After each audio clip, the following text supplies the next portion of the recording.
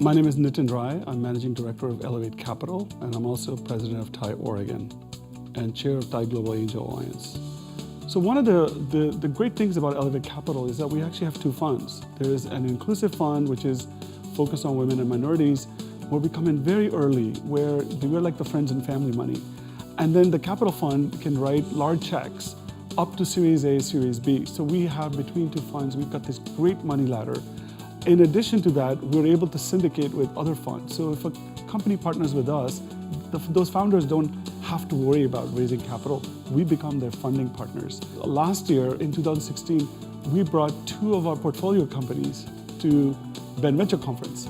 And those companies won a significant amount of investment prize. Hub was able to was the #1 winner, and RFPI was #2. And that's a great example of what we can do, in partnership with BVC. We want to support BVC because we're very intentional about supporting these regional conferences to stimulate both economic development growth, but at the same time also a capital flow.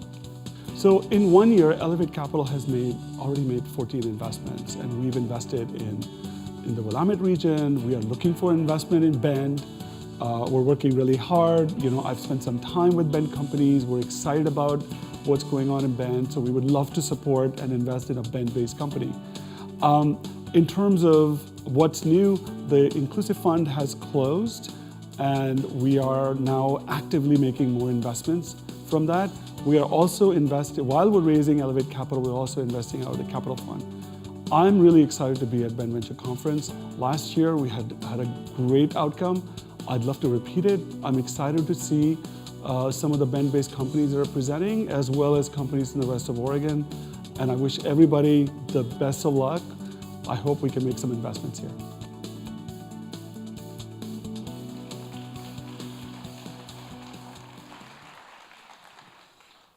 Welcome back, everyone.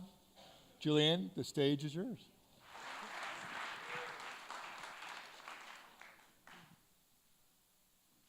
And I believe we have another video coming up.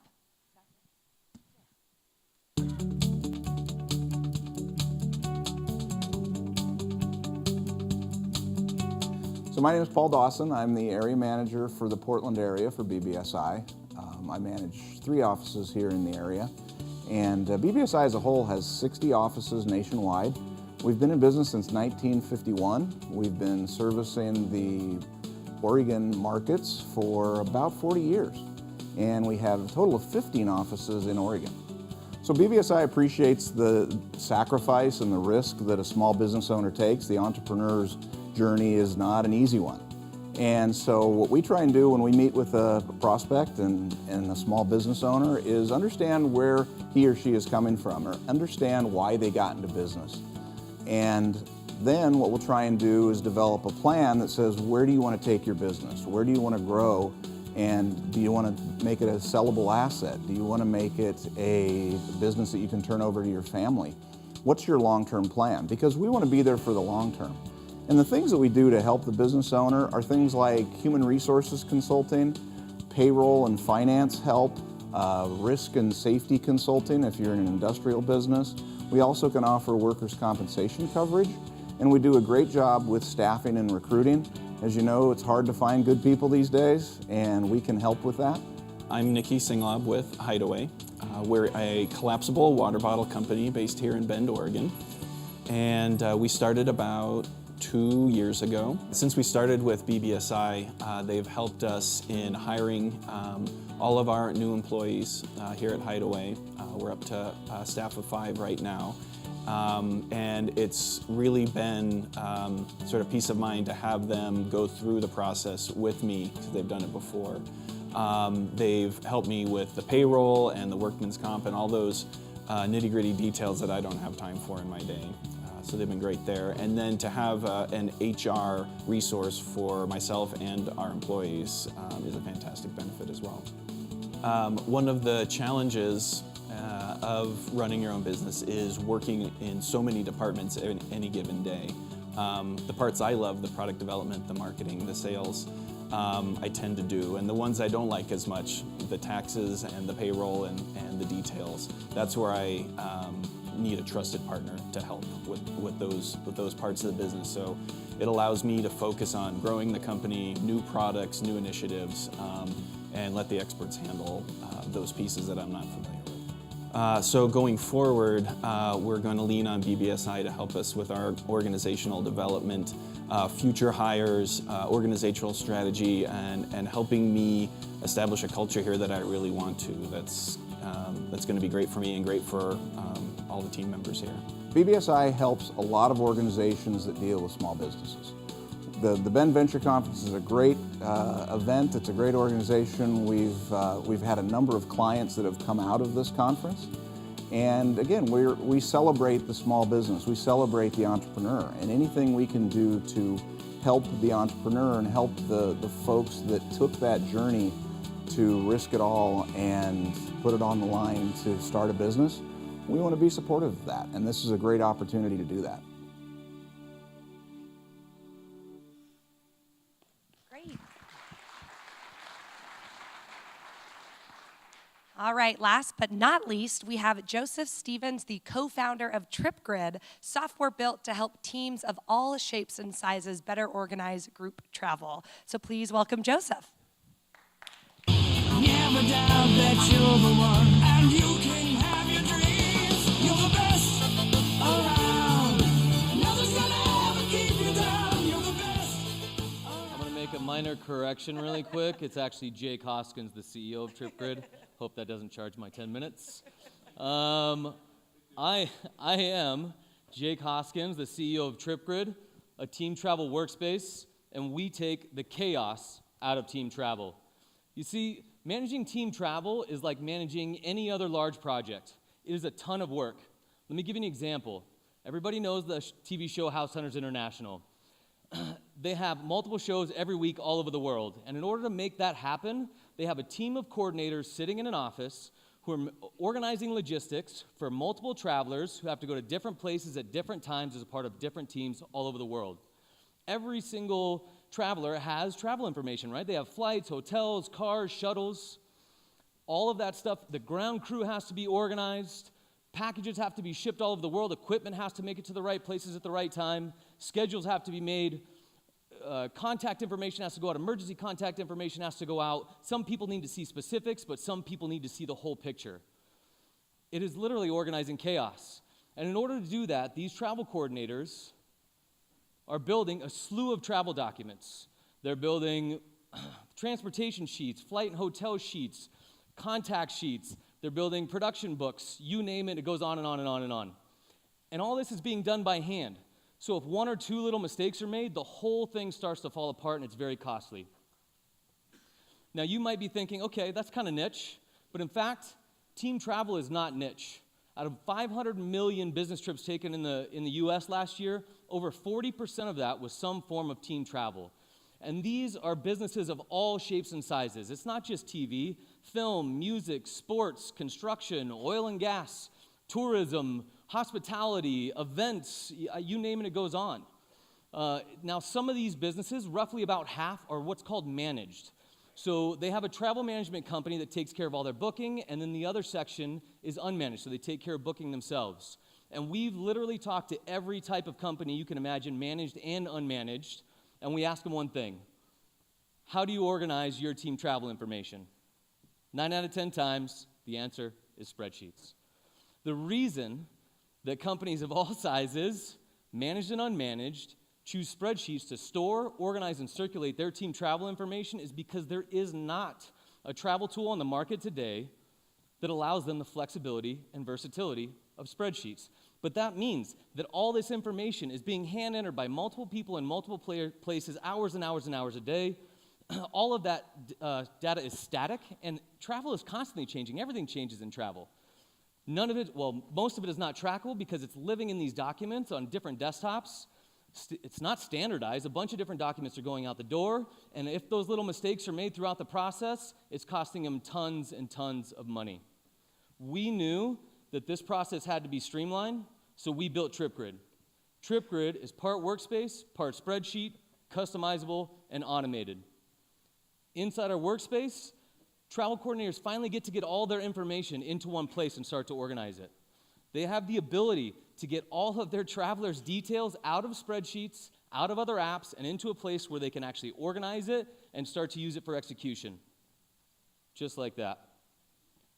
Tripgrid can receive reservation information via an API or parsed emails, and from any source. Those travel management companies we talked about, Expedia, Airbnb, Shuttles, Ubers, you name it, we pull it in. Once we get it in, we scrape the information, and now, for the first time, they finally have a place to organize all that stuff that's not a folder on a desktop. This is extremely powerful for them. But that's not it. We take it a step further. We take all that information out, and we automate building travel documents. We pull all the flight, hotel, accommodation information in so that they don't have to hand enter this. This has been historically done by multiple people typing on a keyboard.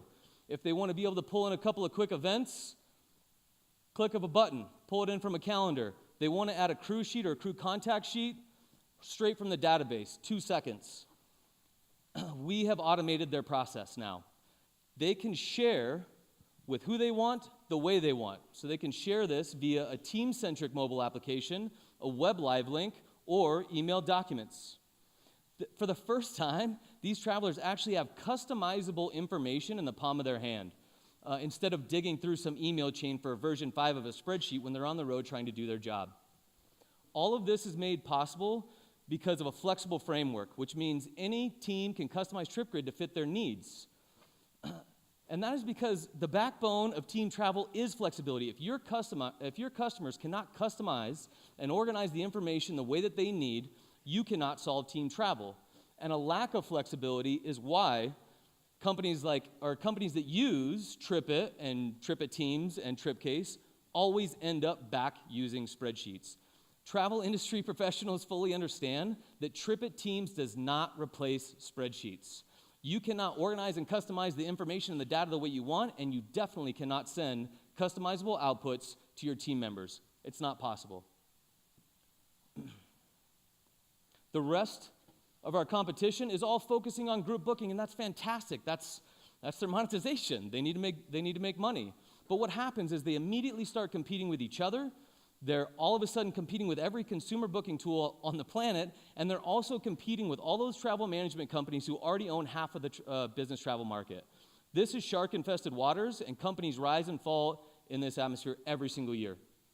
We have chosen to stay completely agnostic. We are a pure front office solution. We do not do booking. We do not compete with any of these people. We have customers that use these tools, that use TMCs, and still use Tripgrid to organize their information. I told this exact same story 2 months ago on a stage in Silicon Valley. The story of flexibility, the story of data, and the story of why our competition does not solve the problem. And it was an entire audience, only VPs from travel. And it was met with absolute agreement. Those VPs voted us to be a part of Plug and Play Accelerator in Silicon Valley, class for 2017 in travel. Tripgrid's pilot program has converted 10 paying customers. And for these customers, we have replaced spreadsheets. Once a customer builds a second trip inside our software, we have 100% conversion to paying, 0 drop-off after that conversion, and actually we see nothing but week-over-week growth and use of the product. Why? They keep adding information week over week. Why? Because we have replaced their process. We have actually solved their entire problem. Erica from House Hunter says when she gets to work, she opens Gmail, Outlook, and Tripgrid, open all day long. These customers, they need Tripgrid as an everyday part of their job. We have seen up to a 75% reduction in time spent organizing travel information due to our automation. President of Warm Springs is about to hire another travel coordinator. Now he doesn't have to. The market size, market potential is massive. But we are a small team. We know that we had to focus. We found that our MVP hit a really good target right in the entertainment industry. It had already solved the problem for enterprise-level customers that were willing to pay. So we are focused on that vertical right now. But all those other verticals I talked about before, once we start to scale and bring on a bigger team, we'll be able to move across the entire business travel market. Right now, we are leveraging direct sales, events, referrals, and LinkedIn, and we are proving to bring in leads, 1, 2, 3 new leads every single day. Because of Plug and Play, our partnership pipelines are absolutely incredible. People told me it would take me 2 years to sit with the decision makers of Carson Wagonly, one of the largest TMCs in the world.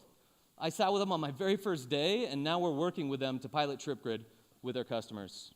Our partnership pipeline continues to grow, and we're having incredible conversations around integrations and partnerships. Pricing, simple. We're SaaS. It's $50 per admin per month. And what we see is that for every admin, there's about 15 to 20 travelers, vice versa. So as the company size grows and as they travel more as a team, so does the cost of Tripgrid. Take House Hunters International, it's Leopard USA is the production company.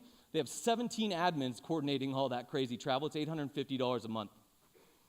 You may be looking across the bottom and seeing all the big company numbers. We totally understand that in order to make this happen, we need to scale. But it's why we built a true front office solution. This product is perfect for partnerships. If we can successfully do 2 to 3 partnerships a year, we could blow this hockey stick out of the water. I'm Jake Hoskins, captain of this ship. I'm joined by Joe Stevens, who is heads up operations, a lifetime running successful businesses with a background in financials and customer service. Jake Horn, who's in the crowd with me today, he runs our product.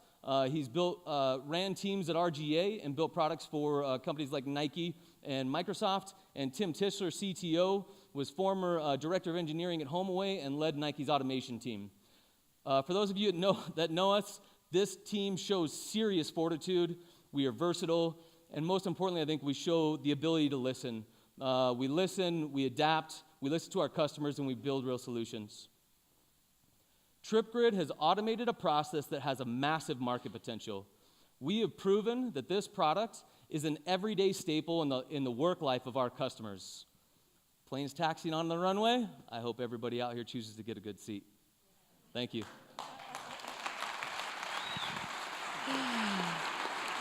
Thank you, Jake, not Joe. Questions, let's dive right in. So time savings value props, especially when it's related to replacing a spreadsheet-based workflow to something else, are notoriously difficult to sell through into businesses. The example that you gave of someone not needing to hire someone else, I get in that case where the budget came from to pay for this. Yep. But with your other customers, where does this budget come from? Yeah, no, that's a phenomenal question. Time saving is one of our major pillars for ROI, obviously, when we go in. Repurpose of jobs, we don't like to say they're gone, but the repurpose of jobs has happened in the majority of companies that we actually go into. People are able to move up in positions inside that company, so obviously that is a very high ROI that we try to hit. I think when we go in at sales, we're hitting the person with the pain, so it is the line producer and the production coordinator, say in the entertainment industry, and we're hitting them with time, because time for them means mistakes. If they're constantly behind, they're booking last-minute flights, equipment doesn't get there on time, it holds the production by 1 to 2 days, they lose thousands and thousands of dollars. So if we say, which we have quotes from our customers that say we can now be proactive instead of reactive, that is the bottom line for a lot of the people in those decision-making positions. Is there a time to get up to speed? Because it sounds like your customers or would-be customers are very pressed for time. So when you pitch to them, is there a little bit like, yes, but not now, because it's kind of easier to default to their usual routines? Absolutely, product adoption. There's actually a lot within that. So product adoption, when they find us or when we find them, the pain is very real and it's very clear and they know there's a problem, and the majority of them say, I knew there had to be a solution. So they are actually looking to make a change. We do definitely hear that. Not right now. I've got a production. I'm in the middle of a production. I need to get to my next season or my next whatever it may be. So sometimes there is a lag from anywhere from 2 weeks to 2 months of reach back out when it's time for me to plan travel again. The beautiful thing about this product is actually the closing time. So once we put somebody in, we literally spend less than 2 hours with someone before they're off and running with the software and have adopted it for themselves. And it is a land and expand. So that initial person comes in and they just start disseminating it, and everyone has to kind of come on board. It's quite easy to start using this product, and that's a really big quality for sales for us. What about some audience questions? That sounds great. Any burning questions from the audience?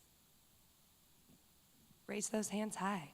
Sweet. I can throw one out. Yeah, no. So when you're actually selling to someone inside of the organization, so a lot of times with the time-saving value prop, it's the person whose actual job it is. You're saying that the decision maker is that person's boss, but there's this added benefit in that if that person doesn't do their job fast enough, there are these extra costs that come out of nowhere. So is it a one-person sale or is it a multi-person sale? Like what does it end up looking like? Yeah, that is a fantastic question again. So in the sale, and it's interesting because I'll use the example of the entertainment industry again, so very specific. With the production coordinator, that is the person with the pain, that's the person doing it all day long, and that's the person we save time. The line producer is the person that's in charge of that entire pyramid, right? But they're in charge of the budget, so that is the decision maker. But the line producer was a production coordinator probably for 5 to 10 years, so knows the pain. And so it's the production coordinator just going one step up and saying, this is going to help me do my job, we need to make this happen, and usually it's made fairly quickly. Our sales cycle is usually less than a month. If someone's ready to buy, we're going from a lead to a conversation to a 30-minute demo to a decision to in the product in less than 4 weeks. It happens pretty fast, and usually because it is a pain. And of those customers in the entertainment industry, how big do you feel like that opportunity alone will be? And do you think it will get you from your current customer count to 1,300 customers next year? That is a really good question. It's really interesting. I think when we look at all the different verticals that we talked about, or that I talked about earlier, entertainment is actually one of the smallest. There's about 60,000 businesses in entertainment as a whole in the US. It is very viral market, so that definitely helps. We're already seeing the virility happen. Production coordinators work for 3 or 4 other companies, and so it's growing kind of rapidly in that direction. But we do understand that probably in the next 6 to 9 months, we're going to need to move past that vertical in order to scale properly. It's really interesting when we talk about these partnerships with CWT, so Carson Wagonly. We're talking huge corporate businesses. I go down to Silicon Valley to pitch 12 people, so it's Visa, Citibank, some construction companies, and some hospitality. We're going to expand probably pretty fast out of that market. Yeah. And do you feel like the learnings from the entertainment industry will translate into these other industries that you'd like to go to? Absolutely. I think actually it was probably the best industry to start with because of the frequent nature of travel. They had the most magnitude of pain. And so we learned how to streamline our product for a mass amount of travel. And as we come into these different verticals, we've already solved a lot of the product problems that they're seeing. Yeah. And audience, I know you've been thinking long and hard about the questions for Tripgrid. So any other questions from the audience? Great. So you talked about your partnerships. What's the advantage to the partner? Depending on the partner, it's always different. So let's take Live Nation. We're in a conversation with Live Nation. Live Nation owns easily 20% of the entertainment industry, specifically in music. It's very large, right? For them, they have multiple reasons. They see a product like this. They want to obviously save time in a major way across the entire platform. When we pitch to them, it's a huge time. It's also transparency. So when I talked about it before, all this stuff is living in spreadsheets. And so even if they use a CWT or a travel management company, there's a ton of this information that's not being tracked. And so for them, when you sit and talk with a CFO, that's a very big deal. They want to get everybody into that transparency. When we start talking to travel management companies, there's multiple angles. So for them, they're constantly shopping for front office solutions to compete with one another. Offer front office solutions that will bring on more business, and again, transparency. So as a travel management company in the travel industry, there's a thing called leakage. Up to 30% of hotels and cars are leaked. So that means that they're booking outside a travel management system. And they have literally entire conferences talking about this kind of stuff. We are capturing all that data. We have multiple customers with TMCs, and we're capturing 100% of their information. So the TMC actually wants to see, okay, how can I make my middle and back office better by understanding what my customer is doing that I don't know about? And so they want a seat inside the software, which is already happening. Great. Other audience questions? It's kind of hard to see upstairs, so if anyone's got some, raise your hand. All right, now Jake, if you were pitching Brad Feld, would you use artificial intelligence anywhere in your pitch? Oh my gosh, what? I don't know if you were here for his presentation. No, I'm sorry. I was literally just like, if anyone pitches, I walked every square block of the city. I was just like pacing, trying to stay in Zen mode before I pitched. So I heard it was incredible. Did you look like you were talking to yourself? Yeah. But any opportunity, what do you see the future of the product looking like in 5 years? That's amazing. I think it's really interesting, again, to reference plug and play. We walked in, we're from Portland, right? And the ecosystem is fantastic, but when you walk into Silicon Valley, plug and play, holy cow, it's crazy. I mean, there's 20 different AI companies in there, and they're talking at light speed. And we start to really see AI come into travel. There's a lot of companies starting to do it. It's conversations, it's bots and AI. It's having conversations with your phone. It's not typing anymore. My product officer's in the crowd today. When we talk about this, it's literally interacting with the person interacting with the computer and saying, I need a contact sheet with these 4 people. Pulls it up, send that out. I need this with these people, send it out. I need to see 22 flights for this. Okay, send that to Joe. And it's literally just like this interaction, and it's super fast, and it's really smart.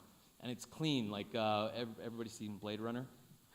Like just super clean, yeah. Anyway, it's really exciting where things are going. But That's fantastic. Well, Yeah. thank you very much for joining us today. thank you. And let's give one final round of applause to all the companies, our panel today. Thank you.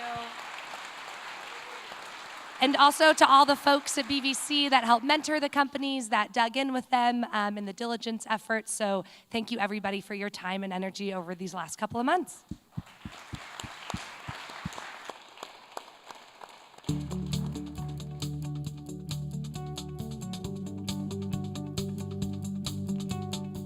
I'm Tom Schnell. I'm one of the business finance officers for Business Oregon. What we do is we help companies to grow, to thrive, and really what we try to do is promote healthy local economies.